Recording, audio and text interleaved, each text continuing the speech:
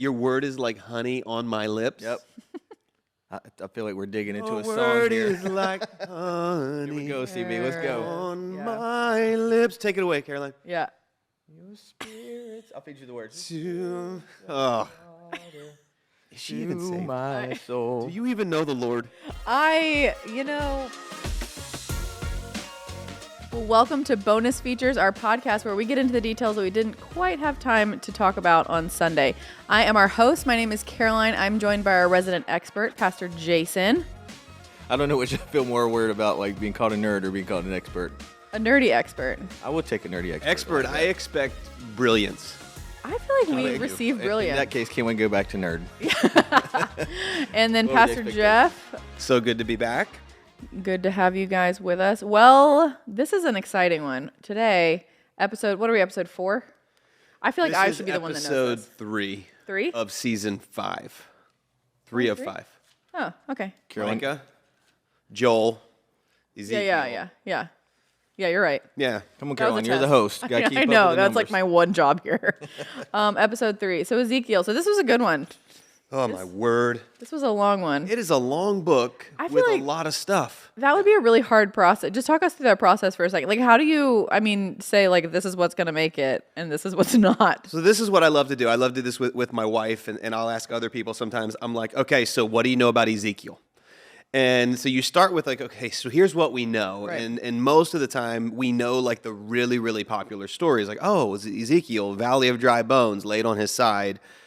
Okay, well, why? And that's usually where most of this stops. And honestly, for me, I've been coming to this realization that I have understood stories in the Bible.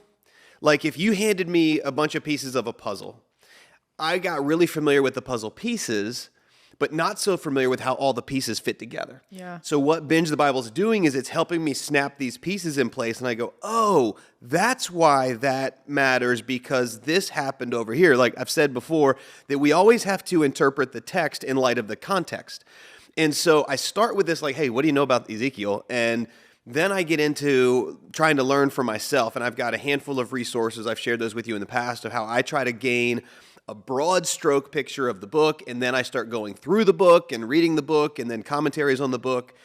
And what happens is you wind up with way too much content to ever put into a sermon, which is why bonus features became a thing. But the reality is also way too much content to even put into a bonus feature. So it's like we're sifting and sifting and sifting, and then hopefully we come away with a good framework of the book and some application on like, okay, so what? Because we always got to read the Bible with a little bit of a so what lens. I like to say all Scripture is equally inspired, but not all Scripture is equally relevant. So just because it's in there doesn't mean that it's, I can't apply everything in here, but I do think it's important for us to understand the story of it, the scope of it, the application of it, and Ezekiel is a book that is not easy to do. There's a lot of abstract and visions, and so it's also important to understand context of what's happening culturally, historically. So anyway, It's a process. kind of a long answer to your question, but yeah, it is. It's a process. It's a lot of digging and unearthing. And what was wild about this Ezekiel week, Pastor Jason and I had the opportunity to go to this New Testament workshop where we were basically taking Binge the Bible for the New Testament and cramming it into a day and a half. So like just drinking out of the fire hose, learning. And then, oh, by the way, I have to write a message on Ezekiel. So it was just, my brain was just fried this past week. So if I got anything wrong on Ezekiel, I'm going to blame that. But anyway, I think that's valid.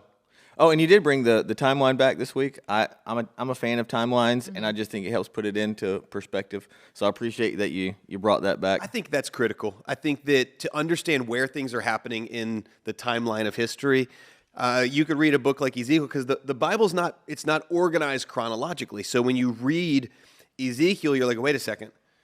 This is after this book, but it's before these books, so what is really going on? So to understand when we go creation, 2,000 Abraham, 1,500 Moses, 1,000 David, 500, even though it's really more like late 500s, exiles, when we can at least anchor it to this moment in time, we can then begin to understand, oh, this is happening after the split of the northern and the southern kingdom. This is happening after the Assyrians have taken the northern kingdom and hauled them off and basically did away with them, oh, this is where this falls. And I hope that's making sense to people.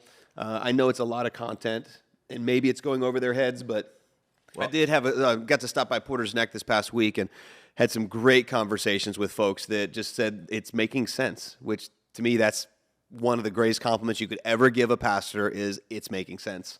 Yeah. The other is to actually write things down when we say, hey, write this notes. down. Yeah. Just stare at me. I'm like, this is the most important thing I could ever say in my life. And people would be like, got it. They're like, no, I don't need to write it down. I can remember. Yeah, well, Just act like you're writing it down, please. well, dude, and this is one of those books where I feel like, in fact, Abby is one of our producers for the podcast. Hey, She's Abby. Hi, Abby. But we were talking, and one of the, there are several Bible or books of the Bible that seems like people skip over. Pastor, you've said it before. Numbers tends to be one of those books. Leviticus can Or be where one of those reading plants books. go to die is what you said. exactly. It's so true. But Ezekiel has, just from my conversations with people, Ezekiel is one of those books because he gets into like the visions and all of it is so overwhelming. And then when he starts actually painting the picture of what he's being shown, or what he has to go and see, but also the things he has to experience, it gets really overwhelming with people, and they don't know what to do with it. Mm-hmm. And so that was when they just kind of abandon Ezekiel, maybe go to the next one. Hopefully they don't stop reading the Bible altogether. But it is one of those that without the proper context, the right perspective, is difficult to get what we need. And there's a lot. Well, and one of the things that I appreciate, I mean, I say we, I have had nothing to do with it, but you and y'all have put together the bingethebible.org, which I think is a really cool resource because on part of that on there, and then we also have it on our social media. We're part of Lifepoint Church. For those of you that are watching or listening that are not part of Lifepoint, we're in North Carolina, and one of the things that I really appreciate is the reading plan, because there's some books that you're gonna read the whole book throughout the week because it's just short enough that you can do that, but then some of them you've kind of done the hard work, Pastor Jason, and said like these are the ones to make sure to hit to like be able to binge Ezekiel this week, and so like everybody can feel like they have at least a little bit of understanding. And also, I mean, the whole point of binging a show, you're not binging a show to like learn all the details. Right. Like, So look, don't be coming at us being like, I wasn't getting fed at Life Point. Like for real, we have done that. We've prepped in the kitchen. Okay. Yeah. We've presented sermons. We've presented bonus features. Yeah. You've got like literally we're delivering this. This is like it's showing up on your doorstep. This is like HelloFresh. HelloFresh. If it goes bad in your refrigerator, it's not our fault. Right. If you can't pick it up and throw it in the oven and heat it up, I don't know how to help you. So 6 anyway, steps or less, yeah, don't HelloFresh. bring me that. So true. Well, there's a lot to get into. I know, Pastor Jeff, at least 2 or 3 times during the message you said, like, I don't have time. Yeah, I don't have time to hit it. So I got no time for that. yeah. So let's get started with Ezekiel. Yeah. Zeke. Zeke, as his friends knew him. Yeah. Zeke. I don't think that's true. So jumping right into it, I mean, we started off, and the quick framework. Let me do this. So it really breaks into pretty much 3 sections. Chapters 1 through 3, you have the call of Ezekiel. Chapters 4 through 32, we've got what would be condemnation. It's a 7-year period. Remember, he prophesied for 22 years, but the first 7 was like doom and gloom. It's like judgment's coming. And so 7 years of that. And then the rest of it is consolation. So there's hope there, and I love that there's always hope. So going to the very beginning, just looking at the call, we did acknowledge a few things that I think are just important context sake. If you missed the message, be sure to catch that. But Ezekiel, it's his 30th year. So we don't know if it's like actually his birthday, but it's close to it. It's acknowledging. And the thing that I think is interesting is how detailed he is. He literally is like, in my 30th year, on the 4th month of the 5th day. I mean, you can tell there's an attention to detail. He says, I was among the exiles by the Kebar River. So the exiles were put into this refugee camp, and this Kebar River, some say it's more like a sanitation ditch, but it's this it's water would flow by there, and he's sitting there, and it says that he saw visions of God. But what you don't get right away is that the 30th year is significant. It's significant because when you continue reading in verse 2, it says, the word of the Lord came to Ezekiel the priest. So he's talking about how God's word came to him, and he describes himself as a priest. And so what this means is, like, as he was growing up, he was preparing to be a priest, which means he had not defiled himself with impure things.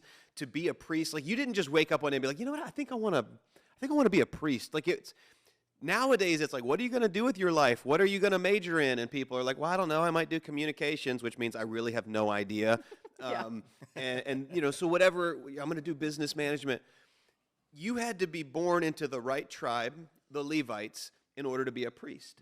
So at the age of 30 is when you actually went into service as a priest. This was a huge moment for you to be able to serve in the temple. That was just, it was unbelievable. But he's 30 and he's sitting beside this river.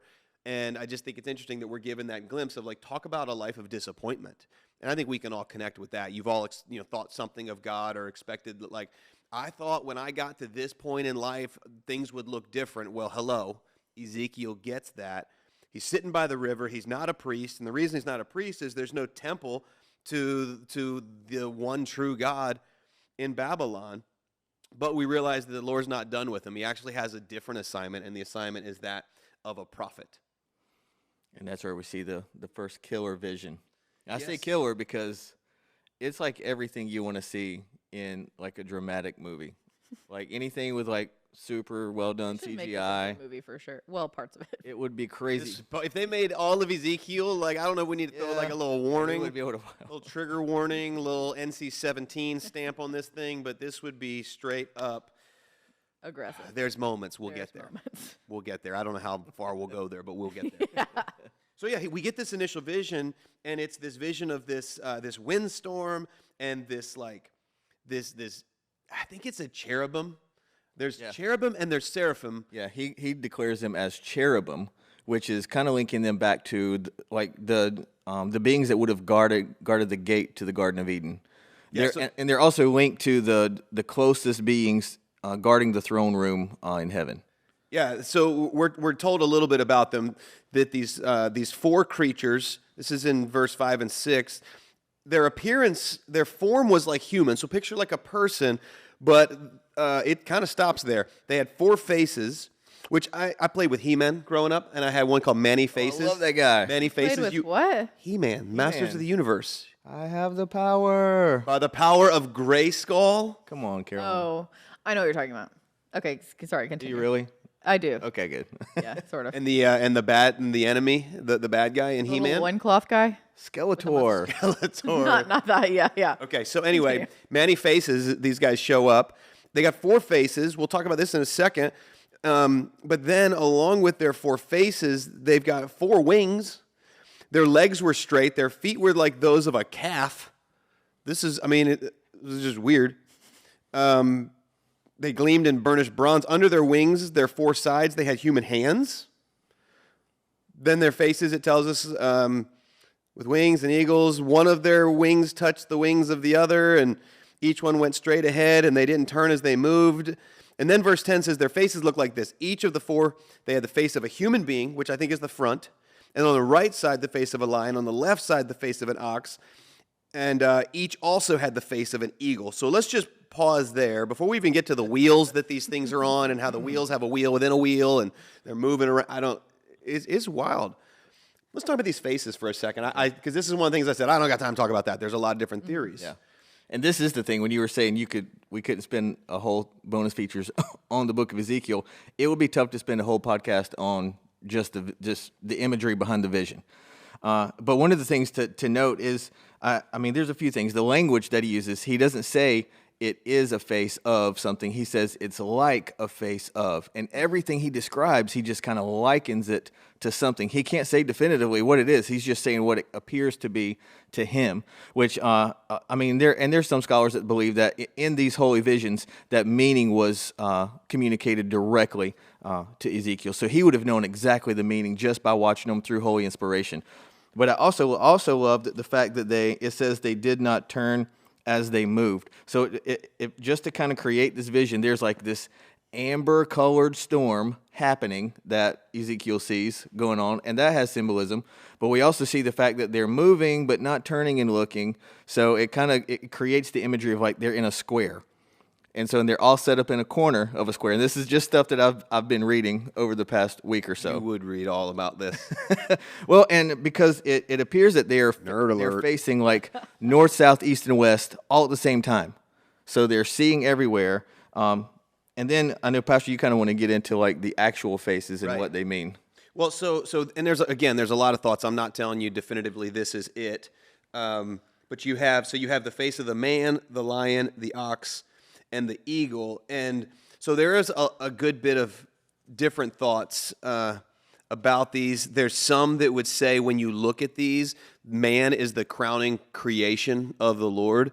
And then each of the others kind of sit at the top of their class when it comes to the type of animals. Lion is king of the jungle. The ox would be like one of the strongest domesticated beasts. The eagle, sort of almost like the king of the air. So you're looking at like these faces that represent superiority. There's a thought on that. There's another thought that these faces are also. You see them when you look at the Gospels. I thought this was pretty interesting. Each of the Gospels represents a different face. And now I don't know who comes up with this stuff. They're way smarter than I am, but I thought I'd share it with you. So talk about how Matthew, they would say that would be the face of the man. Mark would be the face of the lion. Luke would be the ox, and John would be the eagle. And interesting when you start studying all of that stuff. One of the resources, enduringword.com, is a great commentary that I like to use. You can go there, pull up Ezekiel 10, read a little bit more about these faces, because it is interesting. It says, let's see. There's a message I actually have heard. Pastor Chris Hodges did a sermon about like how each of the faces is represented and like the strengths of each of the authors of the gospel. Like, it was really interesting. So maybe we can locate that and drop that in the show notes because it's a good one. And one of the other thoughts, too, is that when the tribes would assemble around the tabernacle, they would assemble basically in sets of 3 because there's 12 tribes. And each of those sides was represented with a banner, and that banner had a face on it. And so when you would look at these tribal banners, he says in here that Ephraim had an ox, Reuben had a man, Dan had an eagle, and I'm trying to remember where. I guess Lion was tribe of Judah, or Judah was known as Judah is known as the Lion of Judah, the tribe of Judah. Sorry, fumbling over my words. Yeah, it's interesting though. Yeah, well, and I like this just because when you really start to dig, this is kind of like, to me, this vision represents how the rest of the Bible is read. I believe anybody can read through the Bible, and because of holy inspiration and a basic knowledge, I believe that they can be communicated the truth of the word. But the more you study, the more it comes alive. And I think this is one of those visions that the more you study, you realize what Ezekiel was experiencing in these moments. And so with these faces being communicated, it appears, especially even through the image of the storm and coming out of the storm. And in fact, I think the word mist, where it says mist or something like that, is actually translated into a color, which is amber, which he would have thought about it in terms of like a glowing metal. So things that he had never really seen before. And then coming out of that, so it's like, Pastor, you even mentioned the definition of the word apocalypse, and it's an uncovering or an unveiling. And that's why Ezekiel is one of the first books when we start talking about these things, because this is God demystifying a little bit of himself. And that's actually the direction that we see this vision, is God showing more and more of his qualities to Ezekiel and representing himself in such a way that we could kind of start to understand it, but more so encourage Ezekiel for what's going to come and what the initial part of that vision would have meant. Because with the storm, it's kind of obvious that there's a storm coming, there's trouble coming, there's persecution coming. And so now God is showing him who he is through the rest of the vision.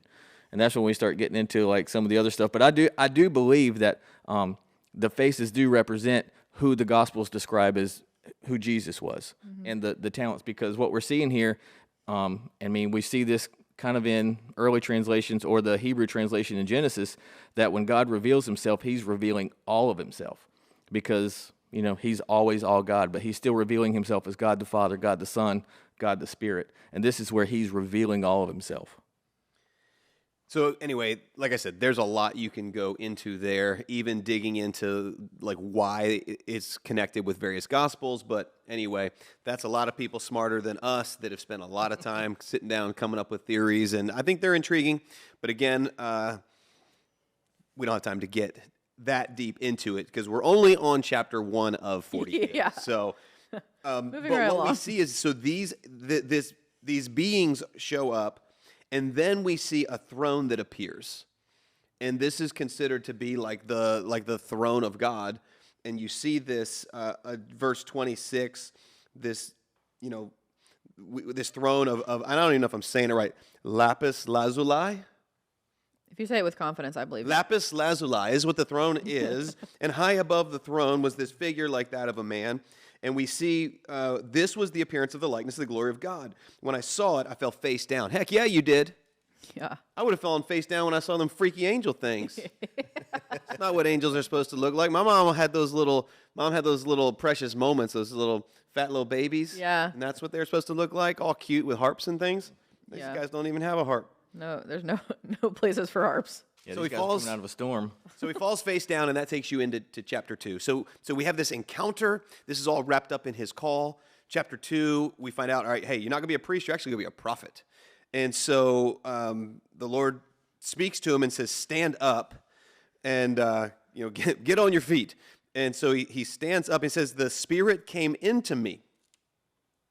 Now, this is kind of interesting because oftentimes in the Old Testament, we see the Holy Spirit like resting on somebody. Yeah. But many times over, Ezekiel talks about how the Spirit of God came into him, and he receives this verse 3 of chapter 2, I'm sending you to the Israelites, to a rebellious nation.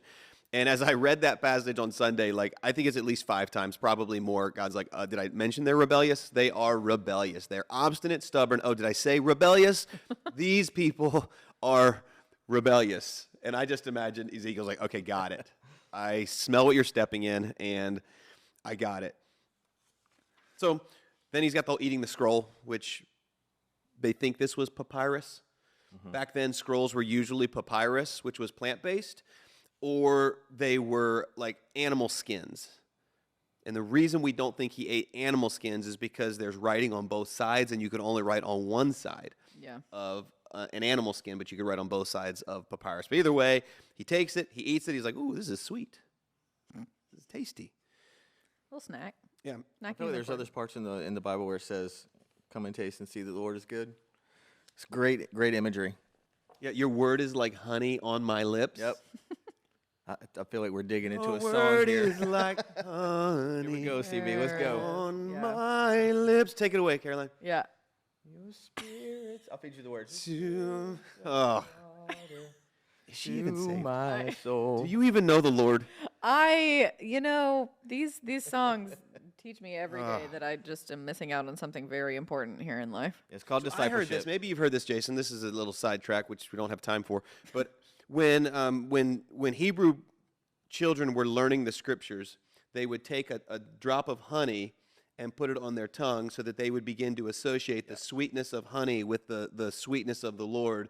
And they would associate. It's kind of like if you ever sit down and you light a candle, and that it's sort of like setting the environment. Well, they wanted to link the taste and see the Lord is good. There's a sweetness to the. I have heard that, yeah. I don't know if thought it's about it true, but that's forever. pretty Like cool. a Pavlov's dog situation. It's like, every time they taste honey, My they're dog, like, I can't get ice out of the fridge without my dog coming running, and he's like, it's my turn. And if you don't give him ice, he's like, for real?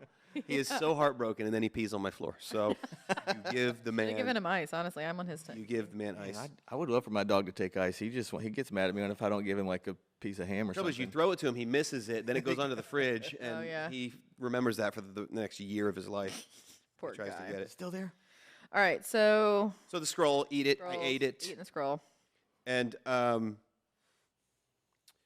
think the last thing worth mentioning just in this little section, two things probably. One is and again mentioned on Sunday, so I don't want to spend much time. But the Lord tells him that I made you thick-headed for a reason. Mm-hmm. I just think that's great because we all know some thick-headed people, and you're like, man, they're so thick-headed. Maybe God made them that way.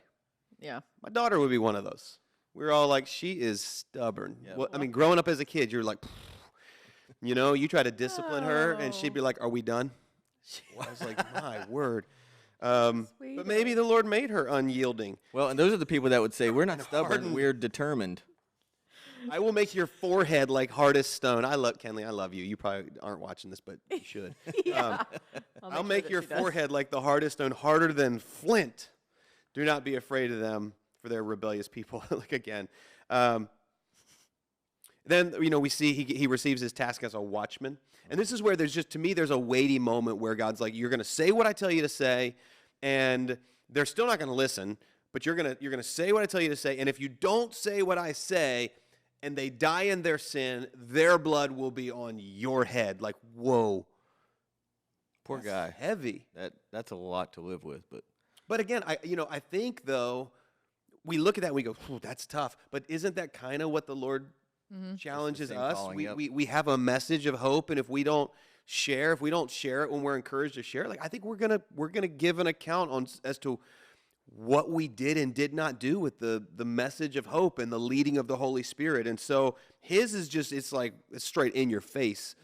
But I don't think that we're not, off the hook at all. yeah. Either. Well, Pastor, and you have a quote. I've been a part of Lifepoint Church since 2009. And I remember hearing it then, but we still have it here on the staff hallway. And it's the quote that it's not our job to change people. It's our job to love them and let God change the love them. of God change them. Yeah. Absolutely. Yeah, we don't save anybody. Like, I want to be real clear about that. If we celebrate a week where we saw loads of salvations, we don't save people. We are, we're vessels. God uses us. I think we create environments. We pray towards that outcome. But at the end of it, the Holy Spirit's got to be drawing and convicting. And I like to think we're just arranging the meeting, if you will. People can get saved outside of church. They do all the time. But we also see them get saved inside church. One last thing in chapter 3. I keep saying one last thing, but again, there's so much stuff.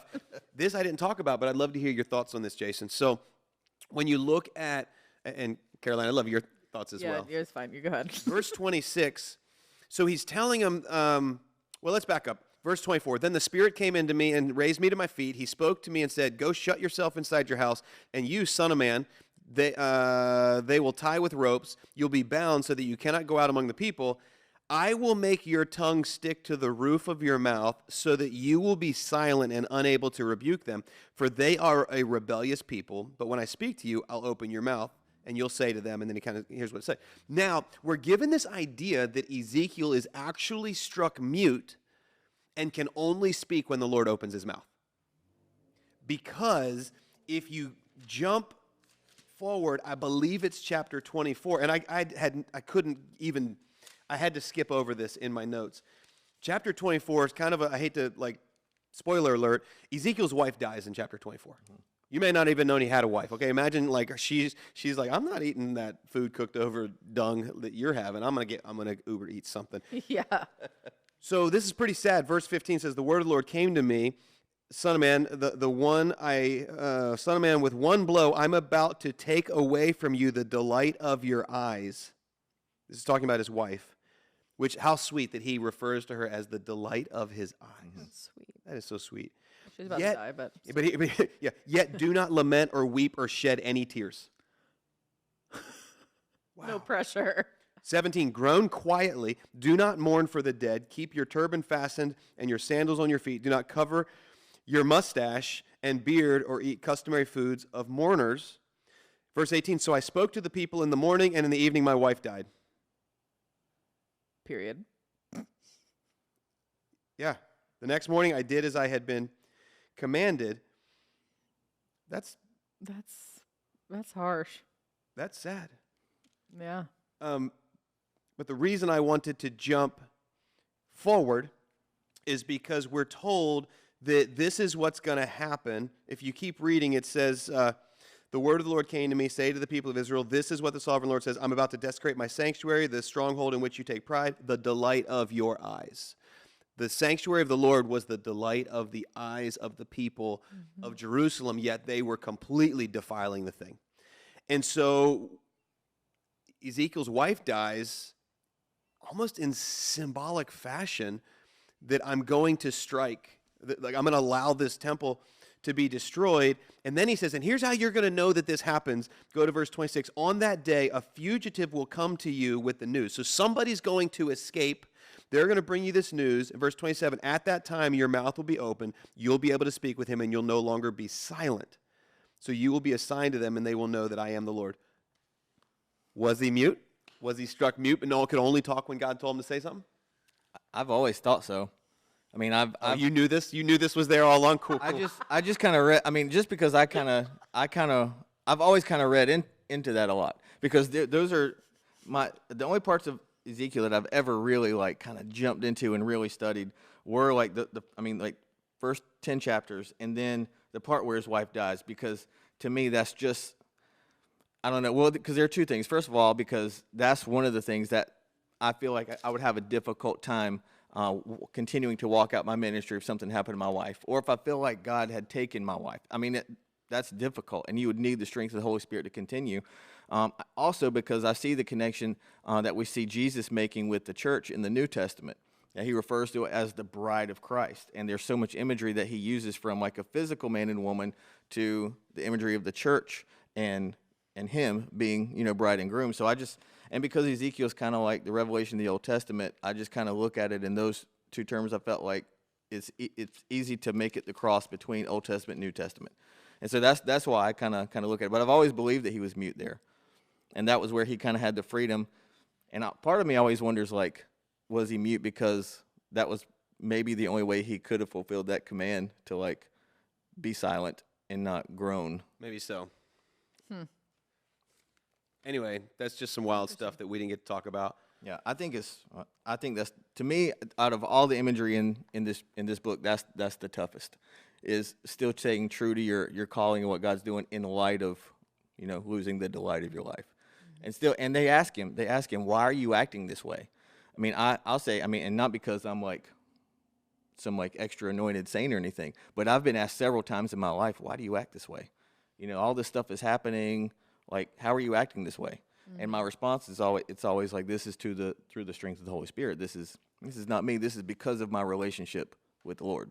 And I think, I think everything we even see through here, it kind of goes back to the vision, and the dynamic vision that he received was to be reminded who God was, the seriousness of what he was being called to, and so he always had that association to go back to, that God's still in control. In fact, one of the comments, I just wanted to make this about the wheels. It's kind of referred like back to the wheels. Well, because it was 4-wheel drive. That's a 4x4 right there. I'm from Brunswick County. We gotta talk about the off road spinners. But the wheels, like, because they were seen as like the wheel of judgment, is one of the Old Testament symbols from that time. They would have seen wheels as wheels of judgment. Also, all the eyes, all seeing, all knowing. But also, they would have seen that as providential judgment, which would have mean that it's almost like this is God communicating the idea of a divine government. Mm-hmm. So he's coming back in and setting the tone, and we see, even the prophecy they gave Isaiah that the weight of the government would be on his shoulders. And so to me, you're seeing this constant imagery of who God is versus what he's calling Ezekiel to do. And so we see in like the big vision, but I also think God kind of enabled him to be able to handle it. And I think maybe going mute was one of those things. But it was also like the sign so people could know like what's going on and to trust him. I don't know. It's tough. Well, it's also where Journey wrote the song "Wheel in the Sky Keeps on Turning." Actually, that's not true. You know that one, Caroline? That one I know. That was a lie. That song I know. Lie. Okay, hey, so we got to move. So crazy fast. Chapter 4, make the diorama, block of clay. Did you guys ever do that? Oh yeah. The whole. What was the point of that? Not knocking art. Okay, there's a place for that, but yeah, like planets and stuff, with like little clay. Yeah, or the little. Yeah, for sure. Yeah, so we got the diorama, lay on your side, 390 days, cook your meal over human feces. Oh no, Lord. Okay, fine. How about cow's dung? Oh, much better. For some reason, that is better. It's not good, but it's better. You think so? 100%. Man, poop is poop. No. I don't. No. No. Respectfully, I disagree. Respectfully, okay, I so disagree. 390 days, lay on your side. Again, are you 24/7 lay on your side people? Or you think he was able to, like, during certain times of the day? Because he had to prep the food, so he must have moved around. I think it was certain times of day. I feel like that's the only way that it makes sense. I mean, and also, I don't know. It just, How do you do anything? I don't know. I can't even imagine the bed sores that one would I'd never develop. thought about that until you brought it up. Yeah, the thought is that there were times of the day that's where he was supposed to go lay on his side. So he finishes that, like, phew, I'm glad that's over. And it's like, okay, go to your right side now, 40 days for the 40 years for Judah. I guess the diet stayed the same. And so that was chapter 4. Chapter 5 is God's razor judgment. That's like shave off, sharpen your swords, shave your face, shave your head. And which is funny. I was talking to one of our team members in Porter's Neck. He said if he doesn't lose 30 pounds by the end of the year, he's shaving his face and his beard. And so I walked up to him this is for you, Chris Glisson. And I walked up to him and I said, so I challenged him. And so he just finished running a half marathon. He's like halfway there. He's going to run another one. I was like, kudos, man. Go for it. Does his wife know he's made this? Yeah. Wow. I don't think I've ever seen him without a beard. No one has. Oh, we don't know what's under there. Born with a full beard. He was born with a Yeah. beard. So we see the judgment. And I did make mention that he had to put some of the hair in his pocket. And I just glossed over this quickly because God always preserves a remnant. And that's the idea, and that's what we see. There's going to be a remnant. Like, I'm going to save a handful of people. And if you go to Noah's Ark, for instance, is a good example. God, like, the whole earth is wicked. And God's like, I'm going to save a remnant, Noah and his family, and I'm going to start over. And we just see this remnant throughout Scripture. So you've got that. Those are some interesting, weird, fun, type of moments. And it's funny you mentioned Noah, because there was the imagery of a rainbow wrapping the figure on the throne. See that? And I think it's mentioned again towards the end of the book. But there was if you go to, we won't go back just because there's not enough time. But there, Ezekiel, he describes seeing like a rainbow kind of thing around the figure.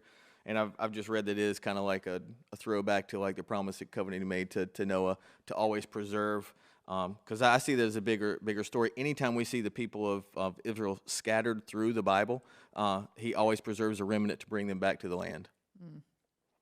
Yep.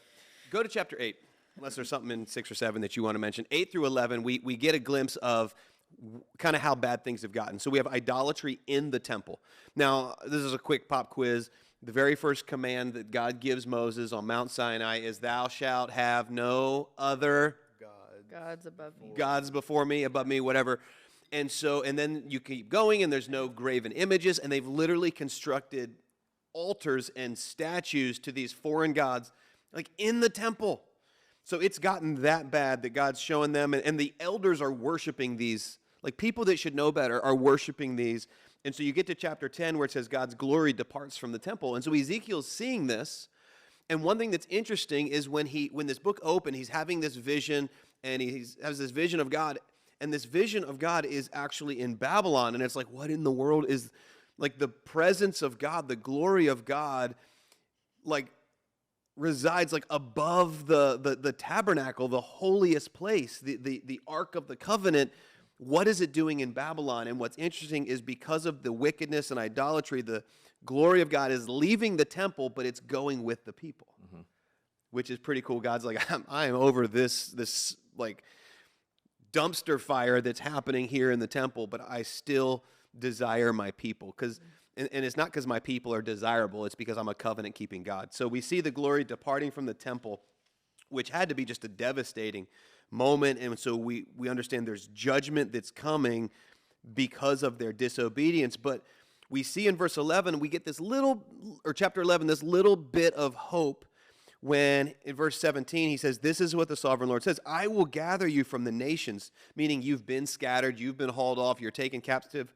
I'll gather you from the nations, I'll bring you back from the countries where you've been scattered, and I will give you back the land of Israel again. And then we're given a glimpse, we'll revisit this, but he says, I will remove from them their heart of stone, give them a heart of flesh, then they will follow my decrees and be careful to keep my laws. They'll be my people, I'll be their God. So we just see God going, my glory is departing, but not forever. And I think that's just a neat thing to understand, that there is discipline of the Lord. It's not forever. It's to win us back, not pay us back. So that's 8 through 11. You get really, from there, you get deep into the weeds of the judgment on Judah and Jerusalem. And I don't know if there's, we kind of need to stop at chapter 16 because I said that I would. Yeah. It is in the reading plan as well. It's in the reading plan, and I don't know that we have a rating on this podcast. I don't know if I can just read. We'll have a little Let me just read a little bit. So what Ezekiel's doing is he's given this vision, and remember, this is a vision from the Lord, and he's given this vision that the people of God, Jerusalem, has become an adulterous wife. But it's interesting when you start reading it, but he says that, let's see, a good place to pick up. He says, on the day you were born, your cord was not cut, nor were you washed with water to make you clean, nor were you rubbed with salt or wrapped in cloths. No one looked on you with pity or had compassion enough to do any of these things for you. Rather, you were thrown out into the open field, for on the day you were born, you were despised. What he's saying is nobody loved you, nobody cared for you. You were tossed away. I mean, this is despicable to think of. Verse 6, then I passed by and saw you kicking about in your blood. As you lay there in your blood, I said, live. And I made you grow like a plant of the field. You grew and developed and entered puberty, and your breasts had formed and your hair had grown, yet you were stark naked. Later I passed by, and when I looked at you, I saw that you were old enough for love. I spread the corner of my garment over you and covered your naked body. I gave you my solemn oath and entered into a covenant with you, declares the sovereign Lord, and you became mine. So kind of like, all right, this is interesting. He sees this, seems like an infant, and cares for it, comes back, and says, now I'm going to take you as mine. Spreading my cloak over you is a way of saying I'm going to cover you and care for you. Verse 9, just some of the words I highlighted. I bathed you. Verse 10, I clothed you with an embroidered dress, put sandals of fine linen on you. I dressed you in fine linen, covered you in costly garments. Verse 11, I adorned you with jewelry. I put bracelets on you. And then he goes on, nose rings, earrings, crown on your head. You were adorned with gold and silver. You became very beautiful. You rose to be a queen. Your fame spread. Verse 15, though. But you trusted in your beauty and used your fame to become a prostitute. Basically, I took such good care of you that other people began to notice, and you liked it. And you started putting it out there. You lavished your favors on anyone who passed by. And it says you took some of your garments to make gaudy high places where you carried on your prostitution. You went to him, and he possessed your beauty. You took fine jewelry I gave you, and you made gold with gold and silver. You made yourself idols. So like what I gave you, you turned into idols. You actually started worshiping the things that I gave you. And then he says, verse 20, you took your sons and daughters whom you bore to me and sacrificed them as food to idols. Now this is like ridiculous, but think about this. She gave birth to infants and then murdered them. Mm-hmm. And this was a common practice of surrounding nations, lest you think that is just barbaric. It is. The complete devalue of life. And then he says, was your prostitution not enough? You slaughtered my children, sacrificed them to idols. He keeps going, woe to you. Verse 25, at every street corner you built your lofty shrines and degraded your beauty, spreading your legs with increasing promiscuity to anyone who passed by. Girl she's out there. She's out there. She's wilding out. She's wilding out for sure. Wild women of the Bible right here. He goes on, he says, you engaged in prostitution with Egyptians, your neighbors with large genitals. You understand why I didn't talk about this on Sunday? No. Pastor Jason, will you give an explanation here? Somebody said that's why that song, Walk Like an Egyptian. Apparently they walked funny, because anyway. But he keeps going. You engaged in prostitution with the Assyrians because you were insatiable. What we get is the idea that this sin is never satisfied. Mm-hmm. That's the idea here. And she keeps going. In verse 32, you adulterous wife, you prefer strangers to your own husband. All prostitutes receive gifts, but you give gifts. You're so thirsty that you are literally giving what I have given to you to be able to get more, to prostitute yourself more. But you're not even making money doing it. You're literally spending money. You are the very opposite. Verse 34, for you give payment and none is given to you. She's not even a good prostitute anymore. Yeah. You're not even, yeah. Therefore, you prostitute, hear the word, Lord. This is what the sovereign Lord says, because you poured out your lust and exposed your naked body and your promiscuity with your lovers, and because all your detestable idols, because you gave them your children's blood. Therefore, I'm going to gather all your lovers with whom you found pleasure, those you loved as well as those you hated. I will gather them against you from all around and strip you naked in front of them, which big deal, they already seen that, and they will see you stark naked. And then it goes on, they'll strip you of your clothes, your fine jewelry. And at verse 47, he just says, you followed not only their ways and copied their detestable practices, but in all your ways you soon became more depraved than they. And it kind of ends with this, verse 59, I will deal with you as you deserve because you have despised my oath by breaking my covenant. Yet I will remember the covenant I made with you in the days of your youth. Mm. He punishes us not to pay us back, to win us back. But anyway, there's some stuff in there, and it gets even worse than that in another chapter that I didn't mention. Yeah. Because y'all ain't ready for it. We'll touch that and cringe the Bible. Somebody else take over. I'm getting all worked up. You're doing a great job, Pastor. That was, I mean, it's kind of like a graphic novel without the pictures, but I think it's just part of the dynamic nature of Ezekiel. Like God's showing this crazy picture of who He is and what He's capable of, and I think He's also like giving so many details. This is what you do to incur the wrath and the judgment of God. He's like, and through all of this, because I mean, I think about it like with the imagery of somebody just being taken complete advantage of and being stripped of everything they own and in dire straits. But also, like, I mean, you're thinking of Israel as a nation now. I mean, they had a pretty big reputation, for that part of the world, and they're going to be stripped and laid bare in front of every nation that had kind of answered to them in the past, and now they're just going to be plundered. I love the imagery. It's great, but I also love the fact that this is one of the promises that rings out through the entire Bible, and this was just, "Yet I will remember the covenant I made with you in the days of your youth, and I will establish an everlasting covenant with you." And we see the Apostle Paul echoes the fact that covenant still remains in several of his letters. Right. So to keep moving. Yeah, we got a lot We're not left. even halfway. But it kind of, so I don't want to say it becomes redundant, but you start getting into, so you get the judgment on Israel, judgment on God's people. And when I say Israel, I mean the southern kingdom, Judah. So judgment.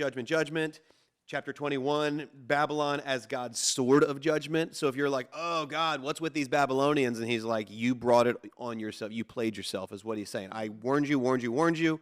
Some would even say when we looked at Ezekiel getting deported, basically taken captive, that when the very first Babylonian attack on Jerusalem was 605 BC, that they were given the opportunity to repent. And if they would repent, God would relent. We learned that in Joel, but they didn't repent. And so then there's the second wave, which was 597. That's when Ezekiel gets taken. Then there's the third wave, which was 586. And each time God was like, it doesn't have to go this way. And yet their hearts were hard. And so we see Babylon as a sword of God's judgment. So, hey, I know you don't like Babylon, but this is punishment for the way that you've been living. So judgment on Jerusalem. Now, chapter 23 is another cringeworthy moment. I don't know if we want to stop and talk about these two adulterous sisters. It's worth talking about. Aholah and Aholibah. Aholah and we can briefly talk about them. So what he says is this. I mean, if you can't talk about this in Binge the Bible, bonus features, where can you? So true. So the word of the Lord came to me again. This is chapter 23. Son of man, there's two women, daughters of the same mother. So picture these sisters. They became prostitutes in Egypt, engaging in prostitution from their youth. In that land, their breasts were fondled and their virgin bosoms caressed. The older was named Aholah. I don't know if I'm saying that right. Sounds Hawaiian, if you ask me. Wait, in my head, I heard there's a way to know if you're Let's correct. check the pocket pronunciation guide to Bible people. You take it. I'll keep talking. You find them. Aholah. It's like you said a hold up. A hold up. When I read this, I said, a hold up. Aholah. Wait a minute. Like a little, Not like right. a little accent on there. So Aholah and her sister Aholibah, they were mine. They gave birth to sons and daughters. Aholah is Samaria, and Aholibah is Jerusalem. So you got Samaria, which was considered outsiders, outcasts, but that's more of a New Testament thing.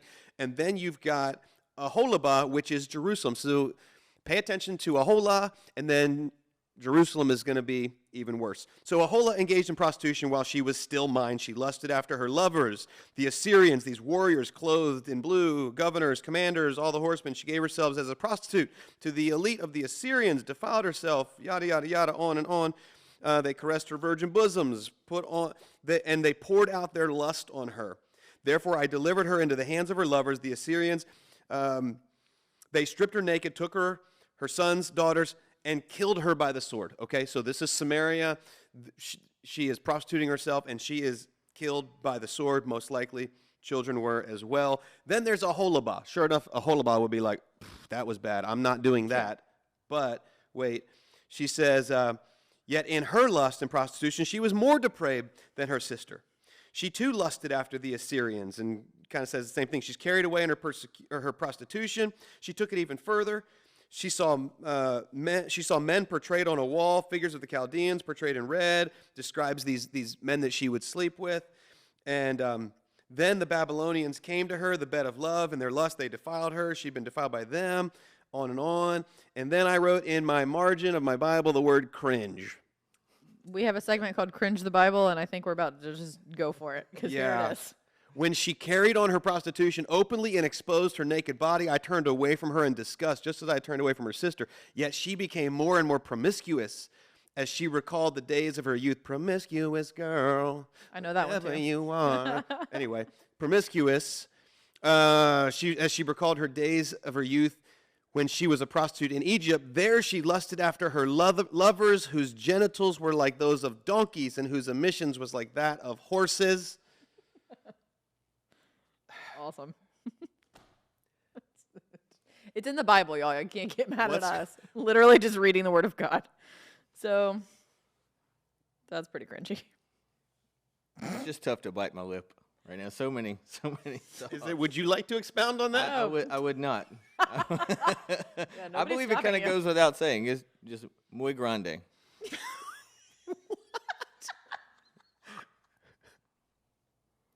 I mean, Oh, boy. All right. I do think the underlying symbolism there is that there. I mean, it was there. There were so many things to be envious of on the other side, but they were looking to the wrong things. Is that fair? Is that fair? Donkeys and horses, Jason. Donkeys. The donkey. I did see that Aholah means. Wait, where did it go? Did you find it? Yeah, Oh, Aholah bad news, means they're not her in- tent, and Aholabah means my tent is in her. My tent? Yes, my Oh, tent. okay. So Aholah means her tent, and Aholabah means my tent is in her. Sick. If you're wondering what is the point of this, verse 27. Is there a point?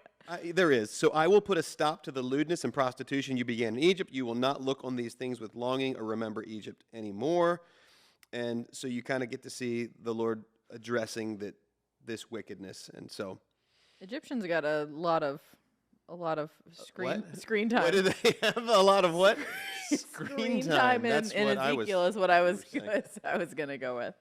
Yeah, I didn't set that up well. All right, well. So cringy. that was done. I've been dreading that. Have you? So then we turned the corner and we had judgment against Israel, Southern Kingdom, Judah, and now we turn the corner and we start seeing prophecy and ultimately judgment against Ammon, Moab, Edom, Philistia, Tyre, I believe Egypt. I don't know that we need to get into all of that, but we see that there is prophecy against them. Mm-hmm. Why? Because of their wickedness. Like, they're not going to escape this either. The Lord has that for them. But what's interesting, there's also like a lamenting over it. It's not like I'm just going to get you. There's a brokenness too. Mm-hmm. That carries us kind of up through chapter 33, where we see Ezekiel's call being renewed. And so, yet again, God's like, hey, you're my watchman. You're my watchman on the wall. And then chapter 33, we see the fall of Jerusalem explained. And just it says here in verse 21, in the 12th year of our exile, in the 10th month, on the 5th day. Again, I love the detail that he puts in there. He didn't say, and then one day in time. He's specific. A man who had escaped from Jerusalem came to me and said, the city has fallen. Now the evening before the man arrived, the hand of the Lord was on me, and he opened my mouth before the man came to me in the morning, so my mouth was open, and I was no longer silent. So this is giving us kind of a throwback to, it's right around the time that his wife died, but he starts hearing about, Jerusalem has fallen. That would make a movie. Jerusalem has fallen. Yeah. That sounds like a blockbuster. Yeah, it's a great one for Gerard That Butler. sounds like something that Gerard Jason Butler would watch. movie. Yeah. If Gerard Butler is Ezekiel, I'd watch that movie. I do love him. Yep. Who was Noah in the Noah movie? That wasn't Gerard Russell Butler. Crowe. Russell Crowe. Okay, sorry. Those two guys, I get them confused. One of them is much more attractive than the Just other. watched Gladiator last night, by the way. Yeah, Great movie. Great movie. that is a good one, actually. Oh, so just a little shout out for when we had a Blockbuster weekend a couple years ago, and you did the movie Gladiator. Thanks to you, I got to go home and watch that movie with Jaden. Jaden's my oldest son, and that was Man Movie awesome. Monday. That was yeah, one of the best. we still do Man Movie Monday. That's so good. I've had several people say, hey, when's Blockbuster series happening? I was like, Not in 2023. I know, crazy. We're doing more Bible than movie, but Well, there's the writer strike, so yeah, there is the writer's strike, and that's we're affected. It's over now, so maybe we'll put it on the books for next year. Yes. Okay, so chapter 34, we see where the Lord will be Israel's shepherd. I made reference to this just a little bit, but he gives this idea that I myself will be your shepherd, and then I'm also going to raise up a shepherd. And you see this, I believe it's verse 23, I will place over them one shepherd, my servant David, and he will tend them. And which, if you're like, wait a second, David's dead. This is way after David. Well, this is a messianic moment here. And he's saying, he will tend them, he will be their shepherd. I, the Lord, will be their God, and my servant David will be the prince among them. I, the Lord, have spoken. And he goes on about making this covenant of peace. So kind of a neat moment that you're thinking, Jesus, when he said, I am the good shepherd. Kind of a little spoiler alert right there. And then look at the rest of the book. Anything else? 37, the dry bones, is probably a good. That's probably the most known. Yeah. Live. Yeah. Live. Great song. Dry Yep. bones, hear the word of the Lord. Live. Do you know that one? I do know that one. You're not going to help me with the echo? Oh, sorry. Fine. I would. Sorry. I dropped that ball. So sorry. I tee it up for you excited. guys. I knew it. I make I it know. easy. No. Well, I sing every episode, so I was going to give Caroline a chance to sing. Yeah. Sorry. So he takes him to this valley of bones. Son of man, can these bones live? I said, Sovereign Lord, you alone know. And so he's told to prophesy to these bones, which makes zero sense. Again, the call of God doesn't often make sense. You're like, you want me to do what? I'm going to go to the cemetery and just start preaching. And he says, I prophesied. And then he says, prophesy to the breath. Prophesy, son of man, and say to it, this is what the sovereign Lord says, come, breath from the four winds, come into these slain that they may live. So I prophesied as he commanded, and breath entered them, and they came to life, and they stood up on their feet. Just wait a minute. Could you imagine a whole bunch of skeletons rattling? Rattle? You see what I did there? I see what you did and there. they come together, and then they stand up. And he says, our bones are dried up. Our hope is gone. We're cut off. This is what he's saying to these bones. And he says, this is what the sovereign Lord says, my people, I'm going to open up your graves and bring you up from them. I'll bring you back to the land of Israel. Then you, my people, will know that I am the Lord. And we gather that these, tendons and flesh and muscle and God's regathering. He's remaking his people. Because then we go into one nation under one king. We're seeing this unity.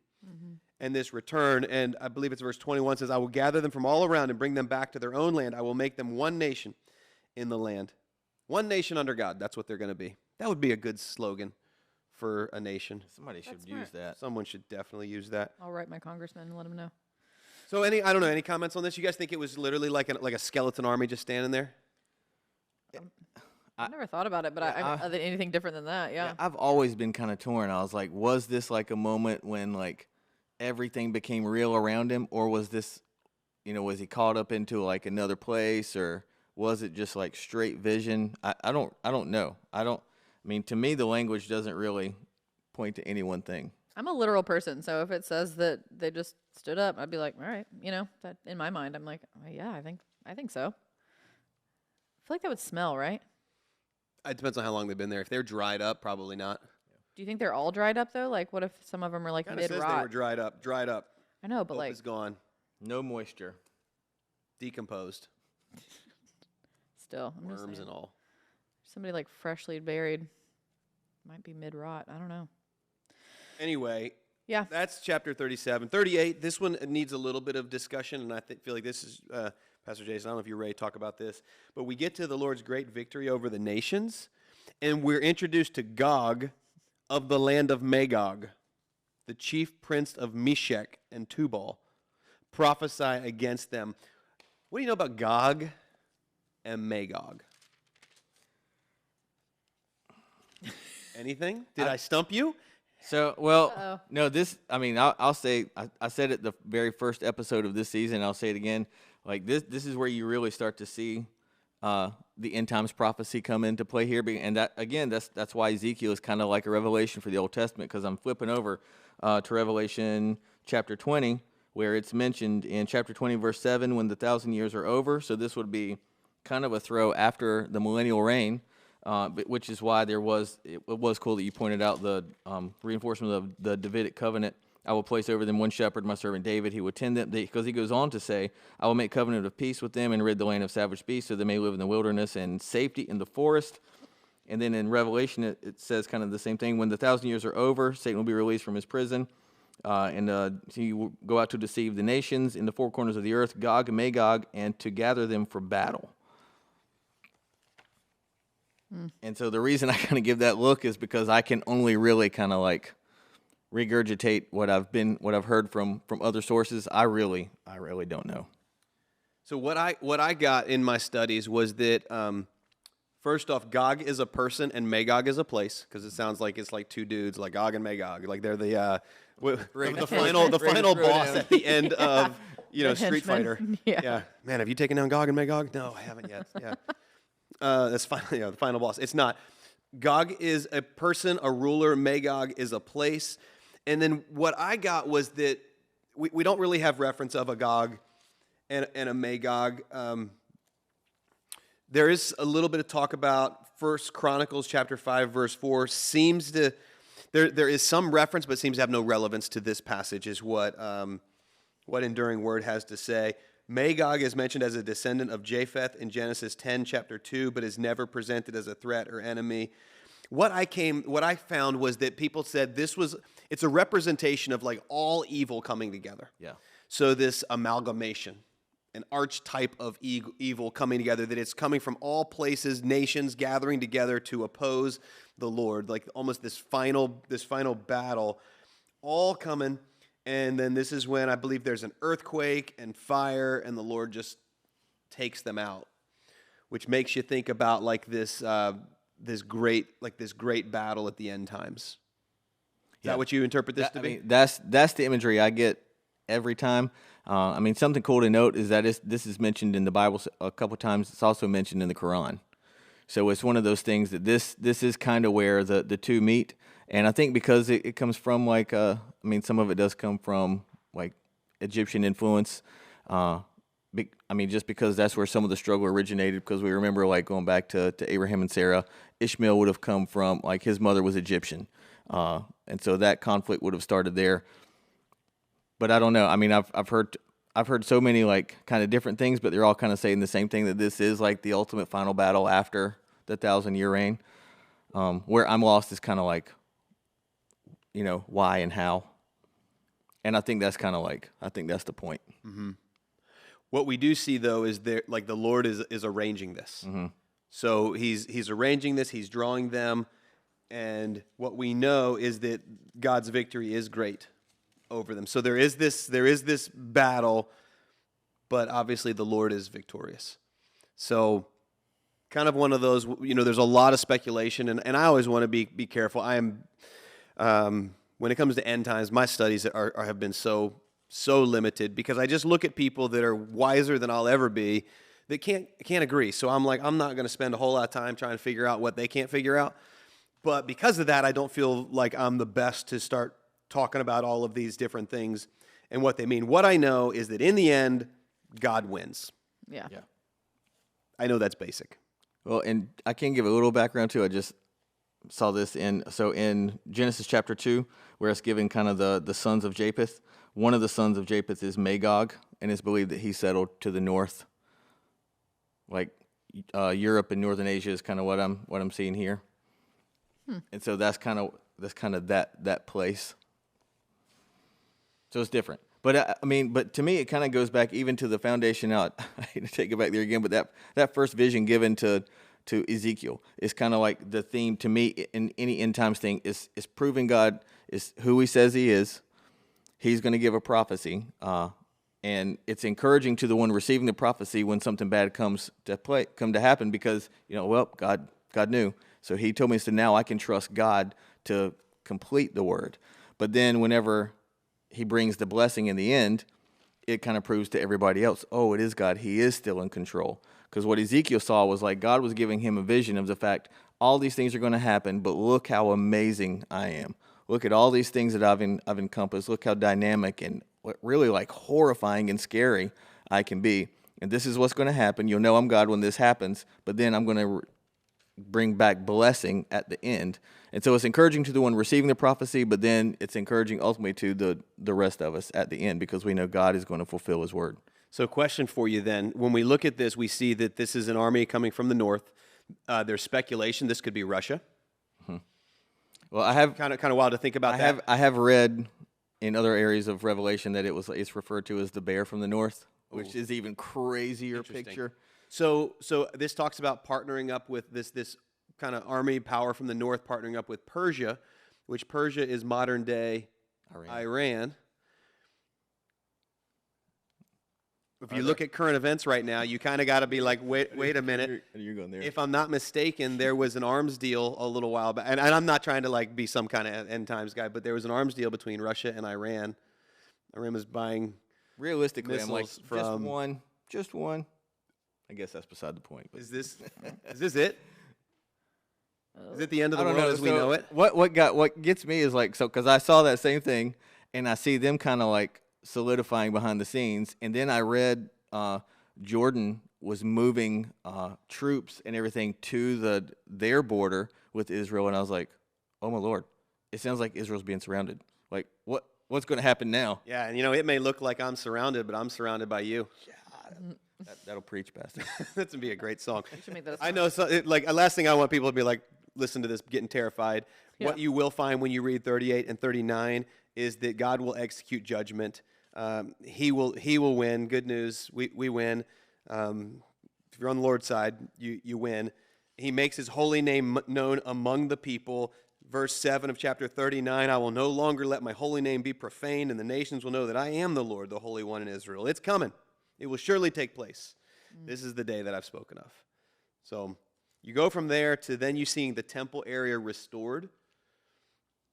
We talking about future times? We talking about end times here? I mean, it looks like future times. It looks like we're kind of, because I do interpret, and again, this is my really lack of or limited scope of understanding of a lot of this, but I see this as we've kind of moved out of the desolation, which would have been the ultimate breakup of Israel.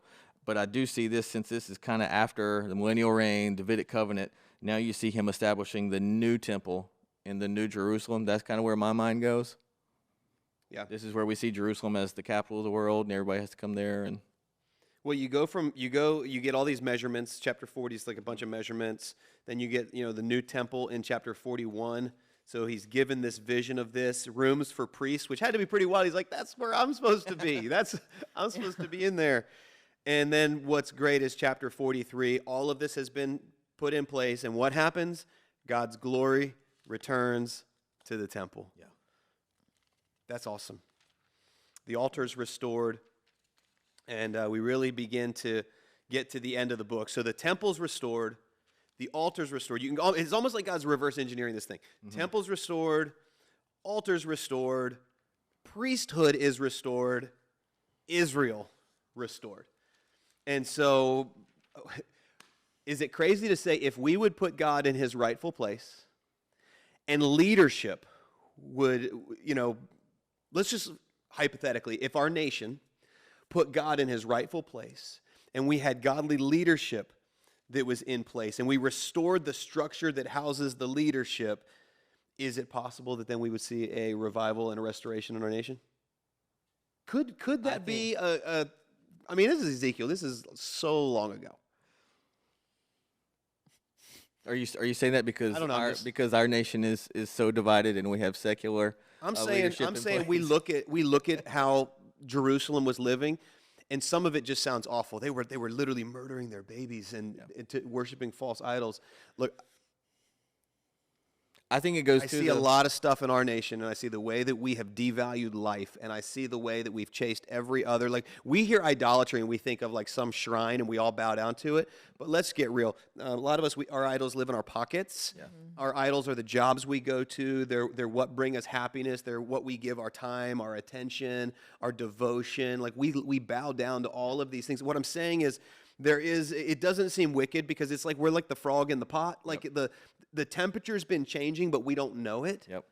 But God does. Well, and I was going to say, to me, it's just the principle of escalation. We've seen it lived out time and time again in the Bible, and I think you can look around the world now, especially with our nation, because we're so visible.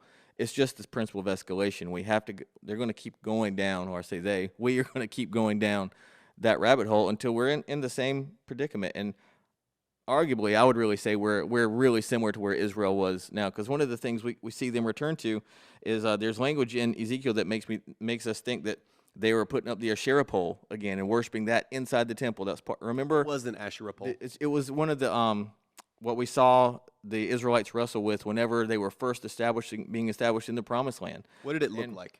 It was kind of like a tree with a lamp on it. Was that right? I was always told it was a phallic symbol. I was getting ready to say it's part of phallic abomination, Yes. but so it Tree with a was lamp. because it was to the goddess of what is it? Not futility, fertility, fertility. The god of futility is totally different. Yeah. So it was to the goddess of fertility by way of something. So that was where you would see like all the sexual sacrifices and other things, but that will bled into every other part of the land, and we see that in our nation now. I mean, it's not like we're going into shrines and, like you said, Pastor, worshiping things, but we've got all of these things set up, like so much sexuality in everything we do. Even the very influence of saying things that aren't, like they are, like some of the nonsense that comes along with it, and we're just completely turning away from God's word. And it's been happening for a long time. And so, what if we were able to get godly leadership in a godly place? If my people who are called by my name will humble themselves and pray and turn from their wicked ways and seek my face, and I will hear from heaven and I'll heal Good their land. stuff. I don't know. Yep. That's the Chronicles right there. So chapter 47, we get this river flowing from the temple.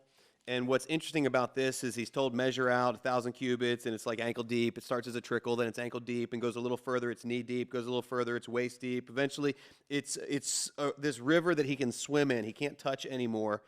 And what he begins to notice is everywhere the river flows, there is life. This river is symbolic of the Spirit of God, the presence of God. Wherever God goes, there's life. One of the things about our church, for those who aren't familiar with Lifepoint, we want to be, it's our desire to be a life-giving church. We believe that when you get around the presence of God, sure, there's conviction, and God will confront you with areas in your life that are not right, but there's life. There's not condemnation. And so everywhere that the water flows, there's life. Even the salt water that encounters the fresh water turns into fresh water, which is a neat thing. Then there's fruit as a result of this.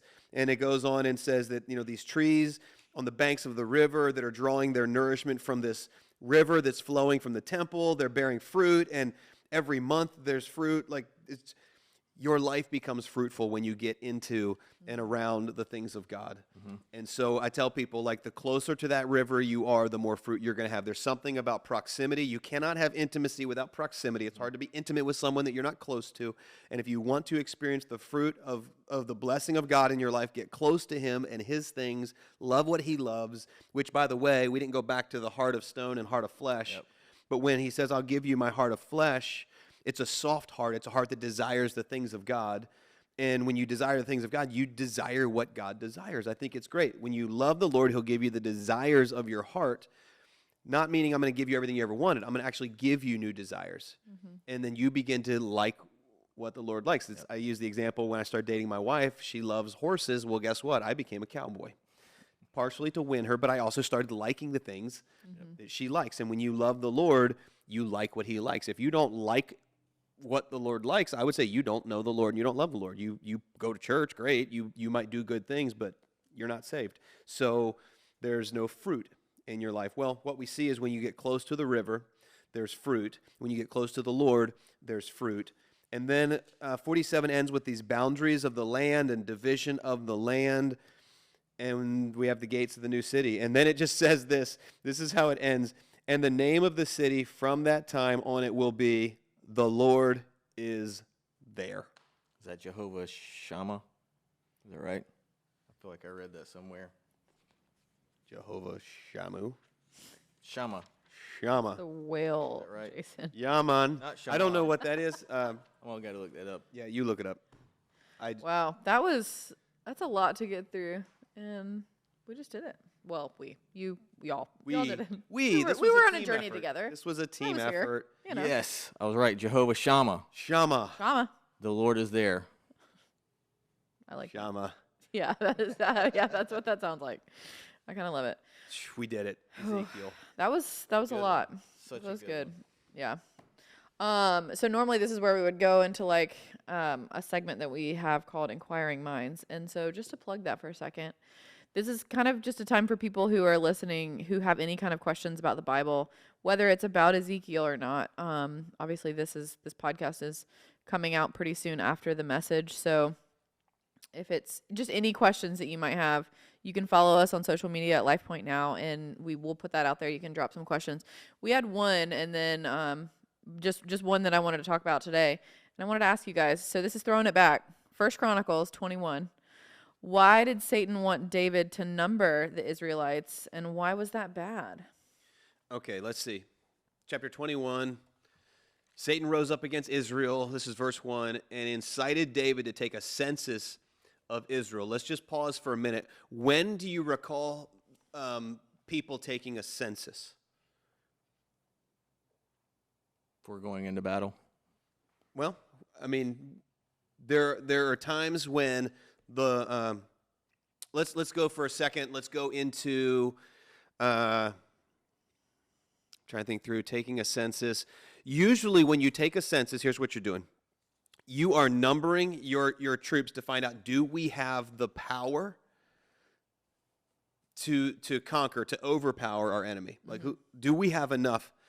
And so if Satan is rising up against Israel and inciting David to take a census, the reason then is because he wants them to have confidence in their strength. Israel never won battles because they were that good. Yeah. They won battles because God is that good, because he is their protector and their provider. But when they took things to a vote, when they took a census of things, the wheels came off. I think about the spies, the whole 40-year detour they went on is because in essence, they took a census of these 12 spies. 2 said, yeah, we can do this. And 10 were like, heck no. Yeah. And so it sent them in this, literally an entire generation died off because of that. I'm sure if you keep searching, I can't put like chapter verse, but when they would do a census in their own way, when they would number the people, the Lord was against it.